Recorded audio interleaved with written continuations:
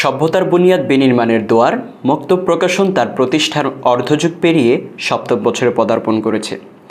এই অর্ধযুগে মক্তব তার দেওয়া ওয়াদাগুলোর আলোকেই বিভিন্ন বিষয়ে গুরুত্বপূর্ণ সব মৌলিক ও অনুবাদ গ্রন্থ প্রকাশ করেছে, যার প্রত্যেকটা বই বাংলা ভাষার মৌলিক সাহিত্যের জগতে অনন্য এক সংযোজন বলে আমার বিশ্বাস।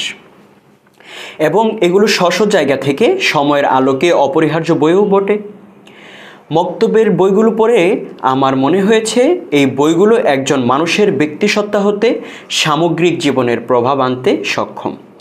বিশেষ করে বর্তমান সময়ের শ্রেষ্ঠ উসুলবিদ, আলেম ও মুতাফাক্কির প্রফেসর ডক্টর মেহমেদ গরমেজকে বাংলা ভাষায় প্রথম নিয়ে এসেছে মক্তব প্রকাশন, যার উসুলের উপর কাজগুলো এবং আখলাক দর্শন সহ মুসলিম উম্মার যুব সমাজের হৃদয়ের গভীর থেকে জাগ্রত হওয়া প্রশ্নের জবাবে লেখা গুরুত্বপূর্ণ বইগুলো মক্তব আমাদের মতো যুব সমাজের সামনে উপস্থাপন করেছে। এভাবে এক এক করে সবগুলো বইয়ের কথা বলতে গেলে প্রত্যেকটাই এক একটা নতুন চিন্তা ও জ্ঞানের দ্বার উন্মোচন করেছে।